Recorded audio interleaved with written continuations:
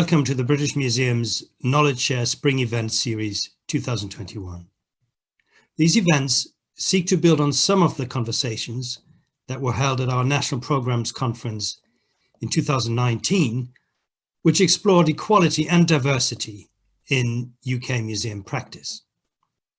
We're delighted to host so many contributors from across the UK's cultural heritage sector, including several returning speakers from our 2019 conference.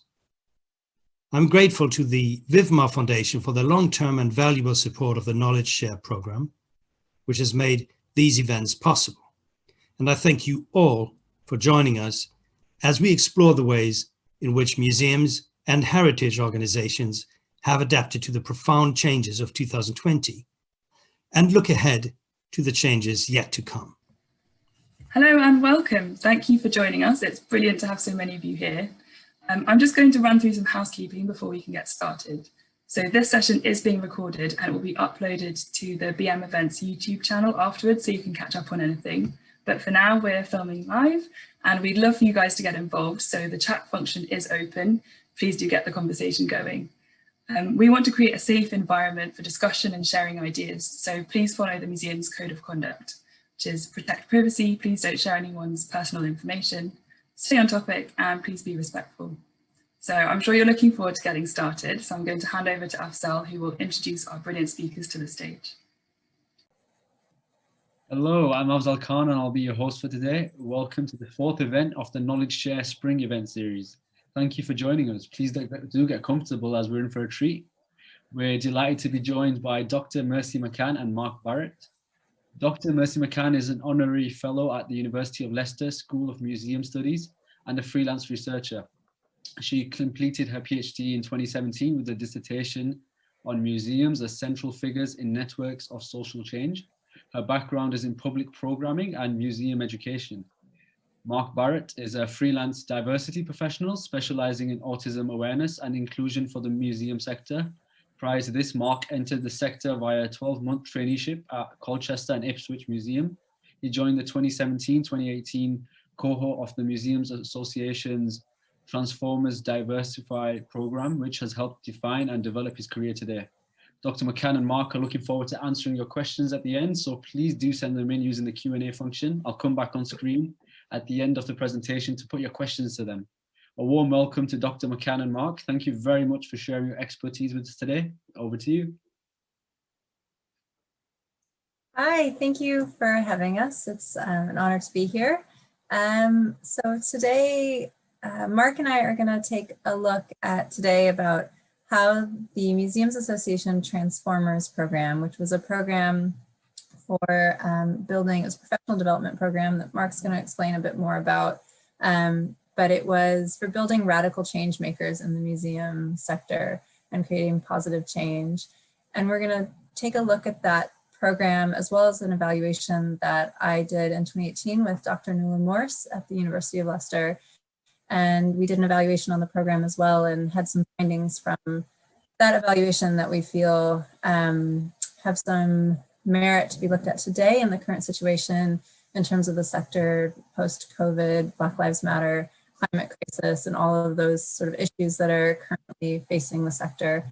So we're going to look at the program in terms of maybe what lessons we can pull from it in relevance for today. So Mark is going to talk a little bit about his personal experience in the Transformers program, and I'm going to talk a bit more about the report and the opportunities and challenges that came out of that. So with that, I will turn it over to Mark. Lovely. Thank you ever so much, Mercy, for that wonderful introduction. And can I just say at the onset, thank you so much to you and to Nuala, who is currently on maternity leave, but was the speaker in the 2019 conference on this for your work in doing this report, because it's such a valuable report in itself, but also a contribution to museum practice. So if you haven't seen it, we'll obviously pinpoint it, but you must make time to have a good read because it's relevant for all. I'd also actually, I want to get some thank yous out of the way to Jess Turtle, because without her, this whole program wouldn't have been possible over the last 4 years. And I think a lot of transformers who I think are joining us today would agree that Jessa's energy and her drive to running it and creating it was all the momentum that made it what it was. So without further ado, let me begin. So the Transformers program, it's funny, just before I got onto this, I was having a chat with another colleague who asked me what Transformers is. And I don't know if others has had this problem, but it's actually quite hard to define.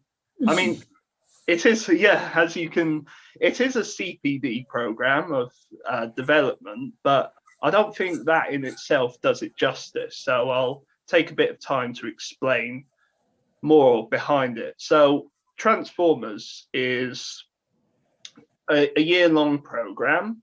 In the time it ran, which was about 4 years, so there was four lots of alumni went in and out. It started as one strand, and then eventually developed into 3 strands. One being called influence, one being called diversify, and one being called innovate. The influence was more of a general program to enable collaboration and influencing across the whole nationwide sector. Diversify did that, but it was a lot more focused and particularly around diversity and inclusion, and that's the one I was on. And thirdly, innovate was a bit more of a specific project base where you apply for funding for a certain project. Yeah, so to give you an idea, of course, I can only talk about my strand, but there is so it's at the beginning, Transformers. There was a residential that it consisted of a training event of different tools and resources in order to enact change within an organization. And it's based on the idea of the Museums Change Lives manifesto, which I'm sure you're all aware of. But it's the idea that museums can be places for social and political change for people's lives. And it's the idea behind it is that we need a workforce dedicated to doing this. So the aim of Transformers was to create agents of change in order to install the ideas of Museums Change Lives across the whole sector. Yeah, so as I was saying, the residential, we had taught different things like how to influence people in your organization, how to find your allies, identify who exactly to talk to pitch yourself to. And we were directed to different resources and shown various case studies to inspire us from across the country. And yeah, so after that we said like a virtual metaphorical toolkit we had in order to enact that change. So we were now agents of change leaving the residential. And so for the next year, we'd have one-to-one coaching that would help us with our ideas and how to put them across and mentor us through this process. And then, yeah, there'd be various stages where we catch up and relay what we're doing so far. So now, hopefully that's giving you a better understanding what Transformers actually is. So I'm going to talk about it from my own perspective now and the lessons I've learned. So the way I want to discuss this is that the main two things I took from this that has had an impact on my career is in my practice itself, but also the opportunities that has come as a result of this.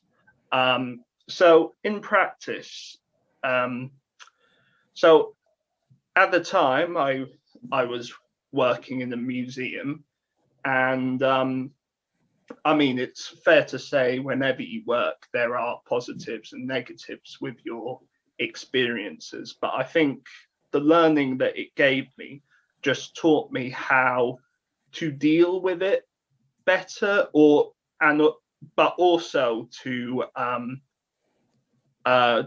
give me ideas on how else to approach it from the insights of different change makers from the past.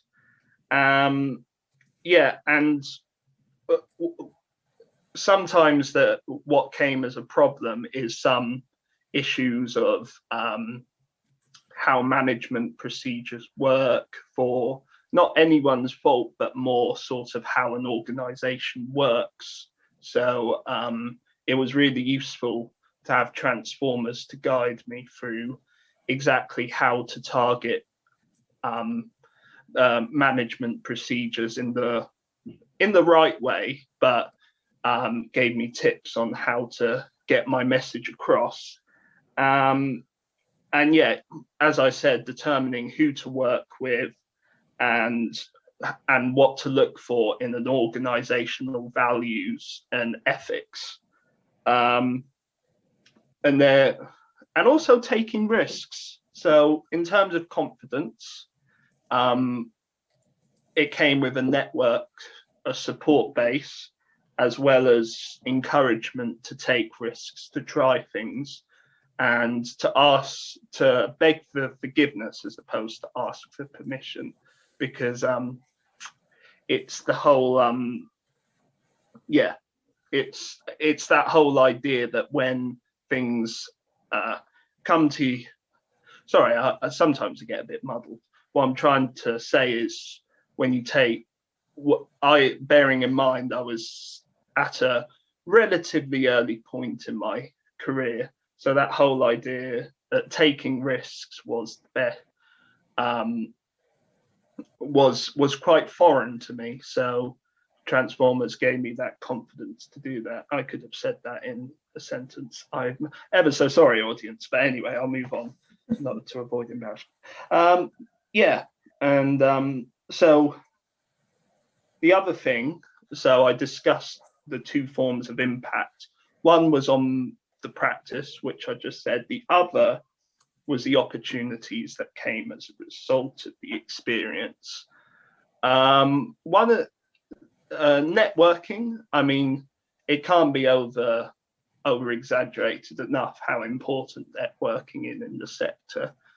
But I feel with Transformers, it was a very unique kind of networking.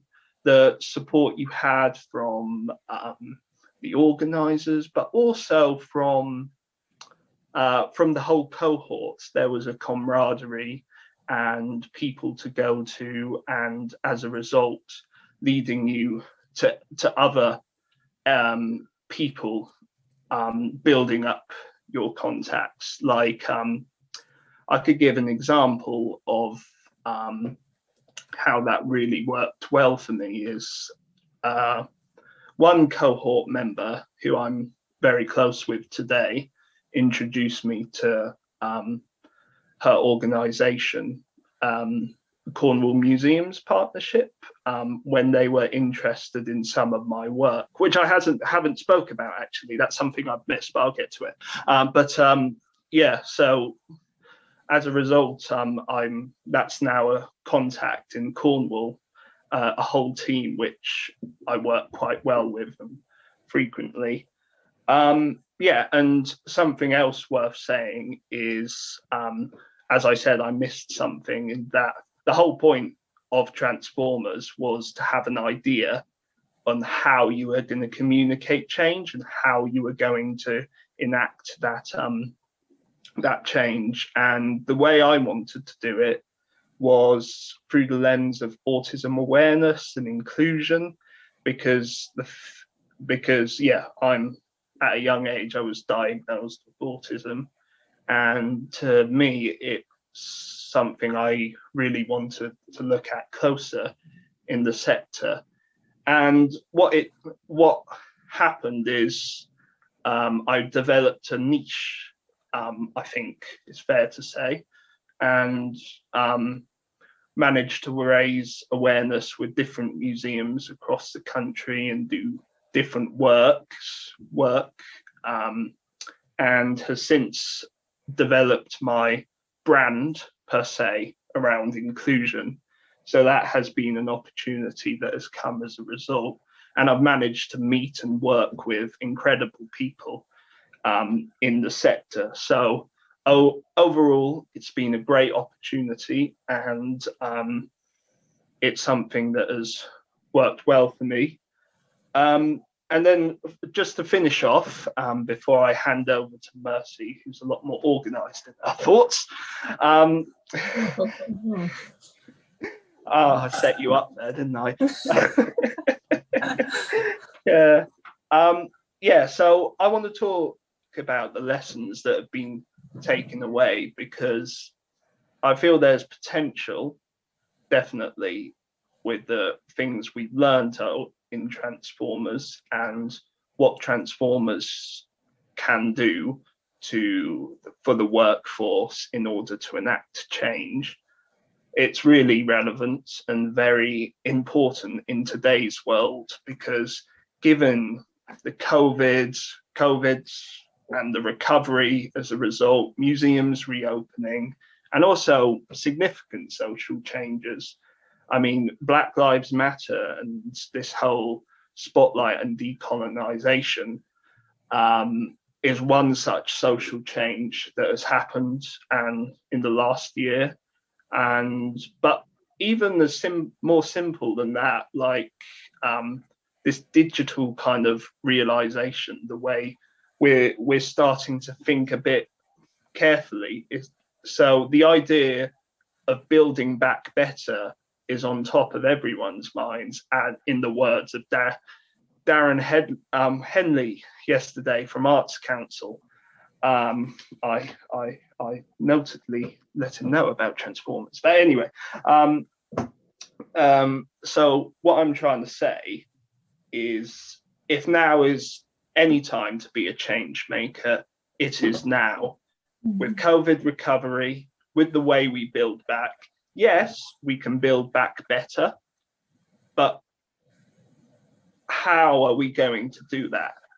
And given how much Transformers has introduced in the way of being an agent of change and organizational structures and how we work, then I think now is the time is to put those lessons into learning, and yeah, for the greater good of the sector, build back even better. Hopefully I haven't waffled on too much. I'm now going to hand you over to Mercy, who's going to talk to you more about the report itself. So thank you for listening. Thanks, Mark. I feel a little bit of pressure now to be super organized in my thoughts, but I will do my best. Yeah, so as Mark mentioned, in 2018, Dr. Nuala Morse and I did an evaluation of the Transformers program in conjunction with the Museums Association. And the report, which we will, as Mark said, pin later, you'll have a slide at the end that has the title of the report, and it can be found on the University of Leicester website online. It's called Becoming a Change Maker in Museums, Experiences, Opportunities, and Challenges. So we did this in 2018, and we did in-person interviews with about 30 of the Transformers participants who had taken part in mainly the Innovate and Diversify sections of the program, which were the longer term sections that Mark mentioned. We did those in 2018, and then we did a focus group as well with 5 transformers that had been part of the inaugural 2014 cohort. And I was also able to attend some wrap events as they finished off projects and reported back on kind of the work they had done. And then several of the influence one-day sessions, and influence is the kind of more condensed version of transformers. So really what we were asking these transformers to do was to reflect on the program and look at the major takeaways that they had with them maybe a year or so on from taking part in the program. They had done immediate evaluations after the program, which the MA has and has consolidated, but this was more of a long-term sort of distanced reflection on what had been the most impactful parts of the program, what had been the challenges, and having had some time to kind of put this program to work and some of the toolkit that Mark talked about, how that had influenced their practice and their professional identities. So we talked sort of day-to-day practice, but we also talked a lot about job shifts, career directions, things like that, and how they imagine themselves, I guess, more broadly in the museum sector, and how it had influenced their values. This was a major takeaway, and I'll talk about some of the findings of the report in more detail, but it was really an opportunity to clarify their values and to talk about how they'd implemented those. So the major aim of Transformers was to look at museums approaching diversity and access and representation and socially engaged practice. And as Mark mentioned, a lot of this came out of the MA's Museums Change Lives manifesto. And it really looked at the individual as the catalyst for change. It was not necessarily change broadly in the organizational sense, but it was very much about how one individual mid-career, middle of the, not necessarily being in a management or powerful position, could create change sort of systemically throughout an organization.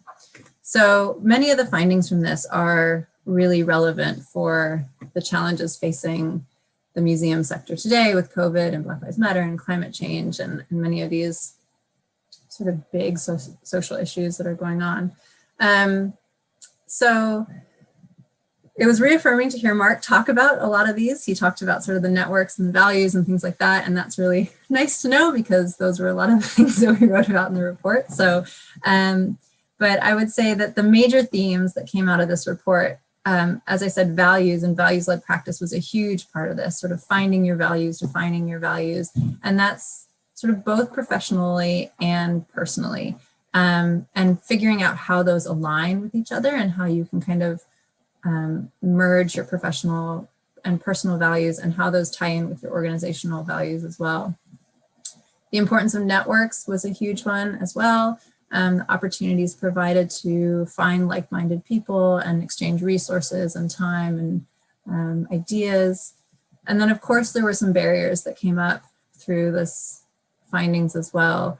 These could be in terms of capacity, in terms of job and just time on your hands and having to take on another project and additional responsibility, or it could have been resistance within organizations and implementing projects with partners and things like that. And then I would say sort of another huge finding of this was the emotional labor that this requires. So the responsibility of change on an individual is a big responsibility, and there was a lot of awareness of kind of the emotional labor that this requires. And I think there's a lot of resonance with that now and concern around this with burnout and anxiety, both personally and professionally around the future and how we're going to handle this now. So I'm going to talk, that was just a really quick overview. I'm going to talk about a lot of those in more detail, but sort of how those findings help Transformers create space for change and to carve out a pathway for change and find allies and tackle the barriers mentioned above. So I would say that the overwhelming sense of the program from the interviews that we did and the focus groups and things like that was very positive. People really attributed this program to a lot of personal and professional growth. I think, and I'm hoping there are some people who participated in this in the audience, and when we get to the Q&A, we would really love for you to weigh in and either agree with us or disagree or whatever you have to say. We would really like to hear it, because obviously Mark and I have a very specific angle from this, so the more voices the better. But this was really a personal and professional growth, and I think it was incredibly challenging for people at times, but it was also incredibly valuable. The program presented an opportunity for reflection that participants felt they didn't get in their day-to-day jobs and lives. I think, and I know a lot of people will resonate with this, that we often get so busy taking care of tasks and ticking things off that space to sit back and really examine your motivations and your values often gets lost. And I think this was a real opportunity for people to do this. And it was something they really said that they would look for in the future in terms of professional, in terms of jobs and things like that. If the space that organizations could provide for that kind of reflection was really valuable. It was a space to build professional growth and build experience. They did projects, personal projects as part of this Transformers program, and it was a way for them to build capacity and experience that they might not otherwise have had. And as I mentioned before, the opportunity to align their personal and their professional values was to make their work as fulfilling and impactful as it could be. I think there's a big takeaway in this for our current situation. I think this socially engaged practice and values-driven work is really difficult. I think anyone who's done it will admit to that. It can be difficult emotionally, it can be difficult professionally, but the close link to values and purpose is incredibly motivating, and it was really sustaining, I think, for a lot of the participants in this program. It gave participants a resilience they might not otherwise have had. And I think it's a question for us now, sort of in the challenges faced and the pressures people are under, how do we continue to create space and continue to create that kind of prioritization of values and reflection. And I think that's something that can seem a bit kind of wishy-washy or a little bit new agey, but I think it's, as the results of this report really demonstrated, that was something that people were incredibly grateful for. It also, that kind of reflection also really allows people to harness their expertise and to harness their passions. And I think people, work really well when they are doing something they love. I mean, there's this famous quote, right? If you do what you love, you'll never work for a day in your life. And I think we all know that that's just not true. Even if you do the thing that you love most in your life, there are days where it's incredibly difficult and incredibly demoralizing. But without that sort of sustaining motivation of passion and value, it's just not worth it. So I think that is something for people to really keep in mind as we move forward with the museum sector, and the museum sector kind of has to fight its way out of a really challenging time. I think that's something to really keep in mind. The second finding I really wanted to talk about was this networks, and Mark really mentioned that. And I think this was a huge major positive that was taken away from the program, and it holds a lot of value for the current environment. The finding and connecting with like-minded professionals was crucial for participants in developing the values and carrying out programs and ideas and bringing them to fruition. It really built up capacity, I think, and I know capacity is a huge issue right now in terms of man hours and the amount of work that needs to be done and funding and all kinds of things. But having that network there allowed people to find resources that they might not otherwise have had access to. It provides sounding boards for new ideas and creative ways of working. And even for participants who felt less supported in their institutions, and we'll talk more about the barriers that people talked about in a bit, they were really sustained by these networks. it's important to say that these networks, as Mark sort of alluded to and talking about his coworker who he's still close to in Cornwall, these networks have lasted long beyond the program.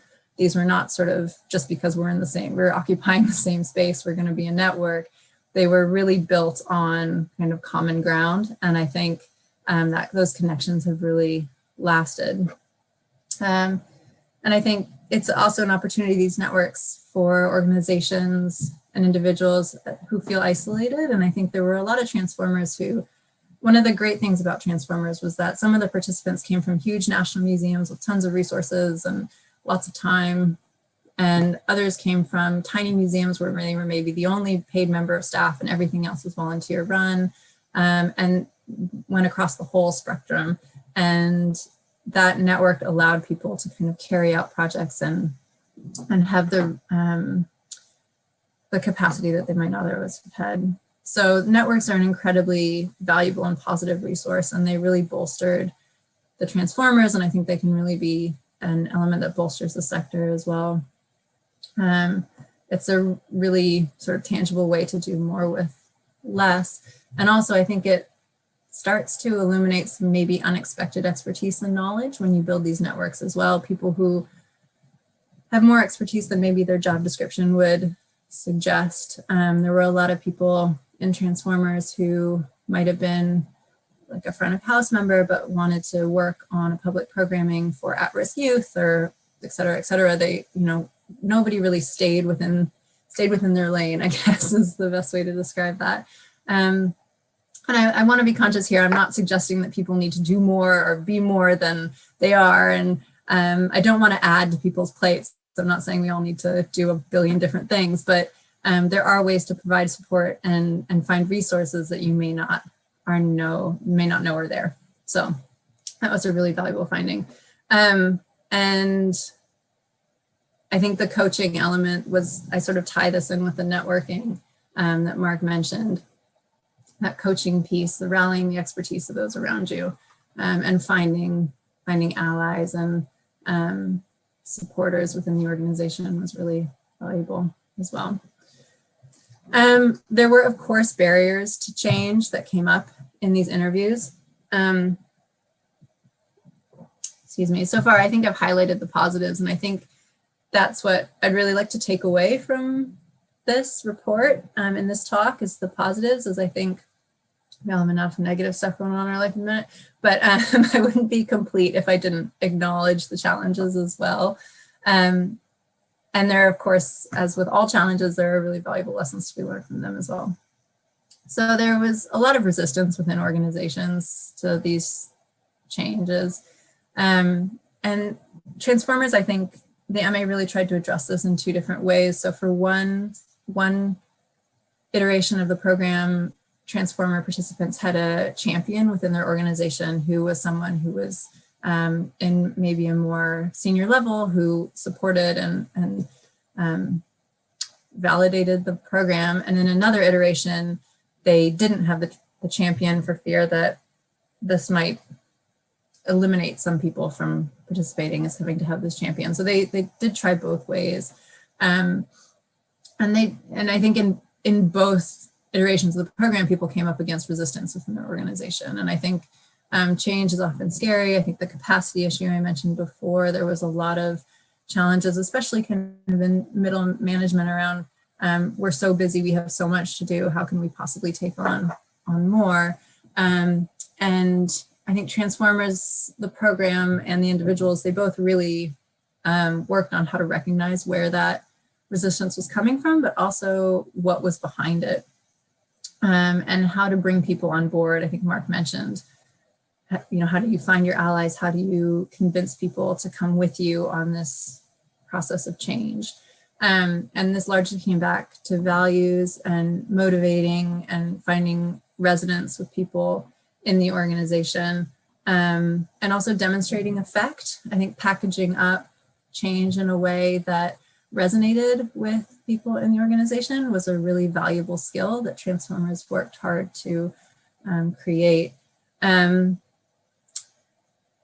this sort of goes back to Mark's comment about asking forgiveness instead of permission. I think in order to demonstrate that value, there were quite a few transformers who felt they just had to sort of do it and then demonstrate it afterwards. I don't want to be the person that suggests you go out and just do stuff and then ask for that, but I think that was definitely a theme that came out, was the asking forgiveness instead of permission, in order to break through some of that sticky resistance that people came up against. The capacity issue is definitely relevant now. There are a lot of worries, I think, that organizations don't have enough bandwidth, that there's just one more thing to do, and I recognize right now this is a huge issue, but I think this gets back to sort of this idea of creating a groundswell of support for impactful work, but also how to really focus in on where you make an impact and where you're most effective. So it doesn't have to be a huge drain on resources to do this kind of work. If it's done strategically, I think it can really slot into what's already there. It's about tailoring and leveraging, as opposed to trying to be everything to everyone or do everything at once.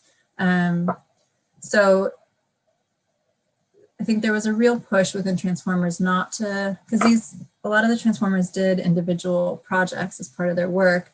And the danger with that is that it can be seen as sort of a one-off thing, or a sort of a, this person's little individual project, but it doesn't really affect the rest of us.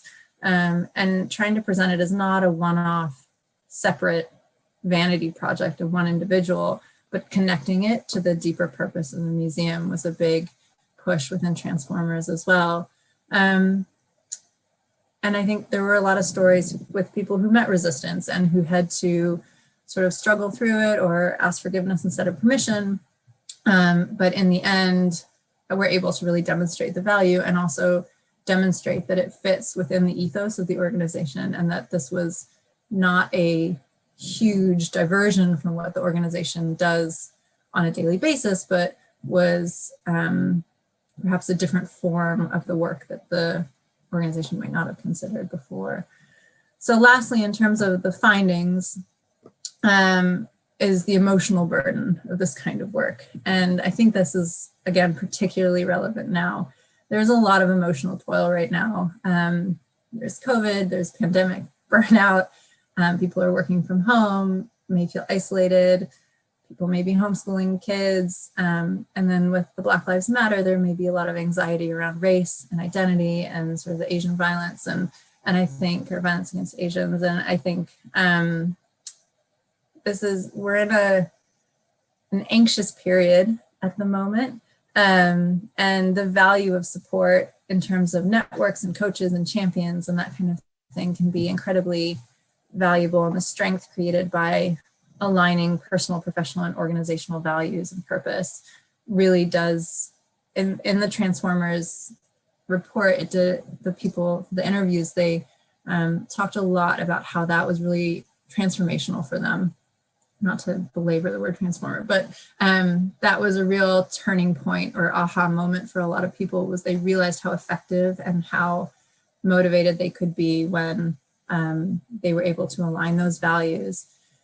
So, and I think it takes a lot of courage, as well as on a personal and a professional level, to do these kinds of projects. And I think this gets back to the idea of creating space for really narrowing down where you're effective, and as an organization, where you're effective, what your skills are, what your niche is, and then tailoring your programming in a time when we perhaps have less capacity and less time to make the most impact possible.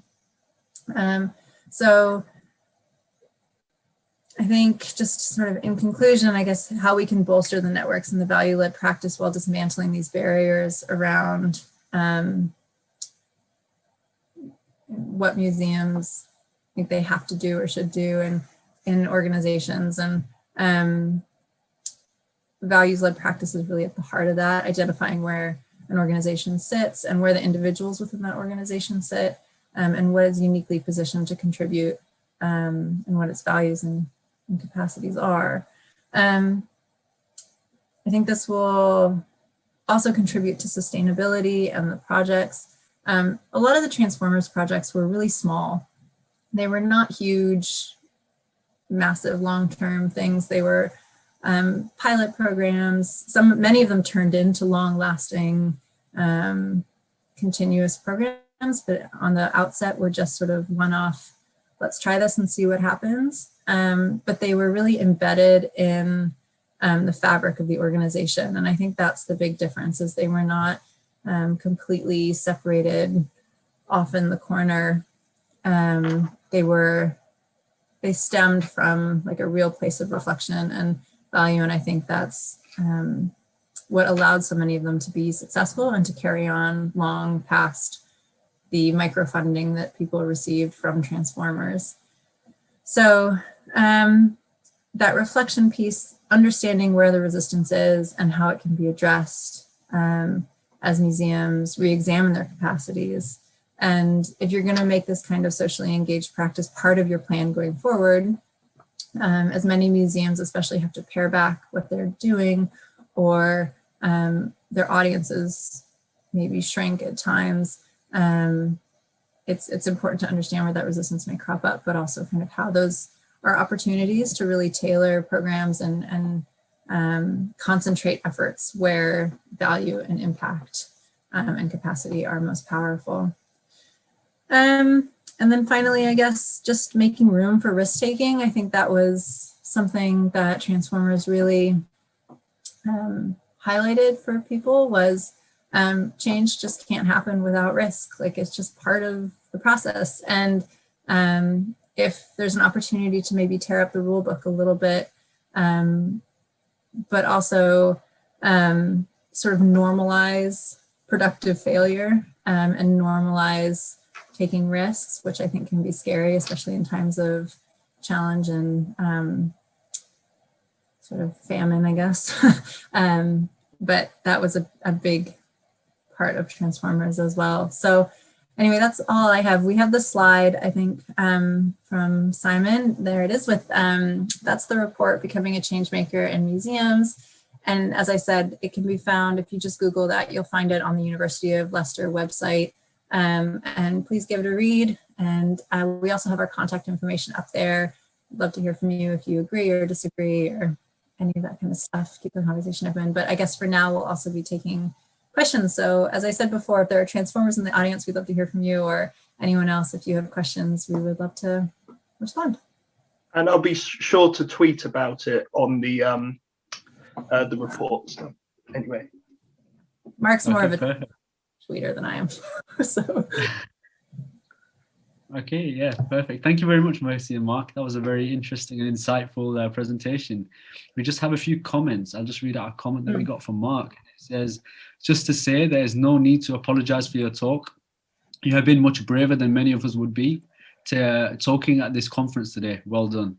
So that's pretty nice. Very nice. Thank you, whoever that was. Okay, and I'll just go straight into our first question. If you were responsible for designing Transformers, would you do anything differently? Was anything missing from the program?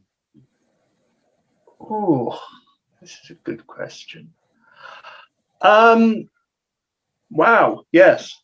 I mean, this is like the typical sort of text box in the end. What would you do differently? And it's the sort of thing where you get to it and then you think, oh, but I want to go off and have lunch, so I never fill this in, and you just NA. But no, I'll try and give this a bit of a more sophisticated answer. I think the thing about it was that we had. It throughout the whole network of people doing it, we all had different experiences, but I would say generally no, and but I will add something. So bearing in mind, this was literally the year after I started working in the sector. I know Mercy said that it was flexible about who was allowed to join mid-career, but yeah, the goalpost did stretch depending on how much you could contribute to it. So yeah, I think what I would change probably about this sector, I'm trying to come up with lots of filibusters until I think of what I'm actually going to say. Perhaps more of a dictionary into more of the jargon behind it, because I think when you're the converted, which I am now but wasn't then you sort of know this jargon. And to be fair, if most people in the room did, but I suppose more detail and maybe more kind of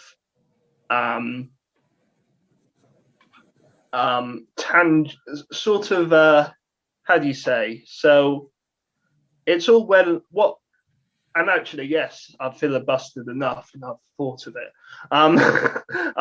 Yeah, what I did find for a lot of it is that there was a lot of abstraction in explanation about how of the idea of change making. So for the most part, it was fine. This is more of a sort of, as I said, tweak improvement. Every time because I'm a very practical person, and I think with my autism, this is how I like some things to be classified, structured, and in boxes. And when we talked about all these ideas for change and how to put it into practice, and I thought there was sometimes explained or put across in quite an abstracted format, and each time I found myself going back to, so how do I translate this into practice? How do I translate this into tangible achievements? But I think actually saying that's one of the learning points, is that that there doesn't have to be a tangible achievement. Sometimes, as me and Mercy explained, there was a lot about personal development, and I think I learned to be a lot more confident, a professional, and realize that actually your own development is just as important as what you could bring to your museum, your organization, or whatever. So I hope that wasn't too woolly an answer, but if Mercy wants to add anything, I'm not sure. No, I think that was really good. I think the only thing I kind of thought of, I didn't really mention this in the presentation, but this gives me an opportunity to bring it up. One of the major barriers that was identified in the research was siloing. So there was a real sense, and I kind of mentioned this in terms of people whose job description was maybe one thing, but project was a completely different area. And yeah. One of the things that people mentioned that would have been really helpful from maybe the MA, if it's within their remit, or whoever's running Transformers, or maybe coaches, was some assistance in crossing those boundaries between departments. I think there was a sense that organizations often get sort of siloed, and departmental work was a bit of a challenge. And I think some assistance in that would have been helpful as well. But, yeah. Thank you. Definitely what you said. Okay, thank you very much. Another question for both the speakers. What do you think the future holds for the Transformers program? Is it methodology more? Its methodology more generally?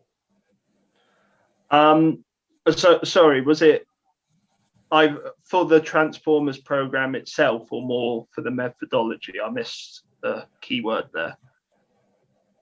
Sorry, I'll just repeat it.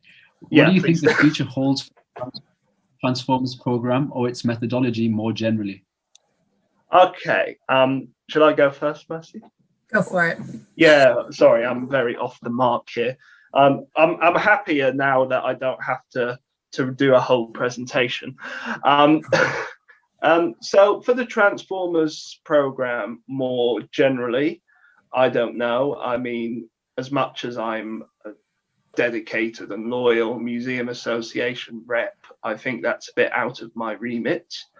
But I think the plan, there is well, hopefully the idea behind this talk is to raise awareness about it, but I'm hoping like the MA could look into it more, but then it's also a case of Arts Council funding. So knock on the door of Mr. Darren Henley and ask him that question would be best, as opposed to the methodology. Well, I'm hoping that that the ideas we sort of read, and hopefully more, my vision is hopefully more of the report and the findings of the report can be put more into practice, because Mercy could talk about the report, but as a change maker myself, I can see being an agent of change, it's almost like starting a clean slate with the with what's happening now. So build back better, they say. But, yeah. Mercy, anything to add? Yeah, I mean, I don't want to speak for the MA. I guess I think there was a lot of support from past transformers and from the MA, and I know they've done the iteration of influence, I guess it was sort of a pared down version where they were able to obviously not deliver as the same curriculum as they did in the other two, but they did sort of a variation of it over the course of a few days as opposed to the course of a year, and was able to they were able to kind of reach more people through that. So I know there's definitely an interest in keeping it going, and as the report demonstration, I said, people really attributed a lot of positive change in their own personal and professional growth to the program. So I think there's interest there. I think it's, as Mark said, it's a question of capacity and finance and such. But yeah, hopefully it's still, I think people were positive about it. So yeah. Oh, we have got a comment from Sharon Heel from the MA who says, "We are planning." Hi, Sharon. We are planning to embed methodology into our workforce programs and ways of working going forward. And Sharon has also shared a link, which we'll email around to everyone after the event. That's from the goddess herself. So I was going to say Sharon is much better placed to answer that question than either of us. So as well, I would say from the horse's mouth, but that's a bit rude. So. And I think this is going to be our final question. Thank you for these fascinating insights. I am interested in how the burden of driving change so often falls onto the shoulders of individuals. Are there plans or ideas about how to advocate for seeing more momentum coming from board level or local authority services? That is a good one. And I think you agree, Mercy, that was the whole challenge behind all of this. I think what was especially quite prevalent is how it's interesting how the very top are often with you, but the middle are not so much. But yeah, I think there's certainly more that needs to be looked into this, and I think if the report has done anything, and if actually being agents of change has done anything, it's highlighted that there's a lot more work to do than individuals wanting to do change, or at worst do vanity projects. It's got to come from an institutional level, and the challenge is how to build it into it. And I suppose we could say we can only do as much as individuals, but we all know how institutions work, so it takes time, and hopefully gradually we can push them a bit. But yeah. Anything to add, Mercy? Yeah, I think that is sort of the $1 million question, is how do you sort of reconcile the pressure this puts on one person while still having like a really focused catalyst for change. And I think in the interviews that we did over the course of this project, I think one of the things that really came across was that unfortunately, it's not enough for one person to really be interested in change. There needs to be support for it as well. And I think the projects that were really successful and the projects that did really continue and grow were projects where people were able to find that kind of champion or support within their organization. And I think maybe that champion or support was there right at the outset. Maybe they gained it throughout the process. I think that varied between people as well, but clearly it was really important for people to have that support from others within their organization. And I think this, you know, the network is part of that, but in some respects, unfortunately, the powers that be just have to at some point get on board, and that really became apparent. So I think in terms of like the board and things like that, the work that the Transformers program did around how to convince people to come on side, how to appeal to people's motivations and values, and make this impact, to demonstrate impact and things like that. I think that was incredibly valuable for that element of getting people on board. I think the last thing I'll say on that is I think it will be really interesting as time goes on, because Transformers was geared towards mid-career professionals. So as these Transformers and these mid-career professionals continue to work in the sector and maybe gain promotions and become more senior positions, and they take with them this Transformer ethos, it will be really interesting to then see how change happens. And, you know, Transformers was all about sort of organically growing change from the middle of an organization. But at some point, hopefully, fingers crossed, these Transformers will become higher level senior members, and does then change start to filter down. That, I don't know, as a researcher, that's really interesting to me. I'd really love to know kind of what happens as people gain more seniority, and I think that we'll learn a lot about the question as that happens. So, yeah. Can I just say that's official endorsement from the University of Leicester to take a more senior role in the sector. There you go. Employers that are listening. So, yeah. Okay, I think that's about it. We're almost out of time. Thank you very much to Mercy and Mark for your insightful presentation. And thank you everyone else for watching. We do have many events coming, so do please keep an eye out for them events. And that's a goodbye from me. Thank you very much. Thank you, Axel. Thanks for having us. It was great. Thanks. No problem. Thank you very much. All the best. Bye.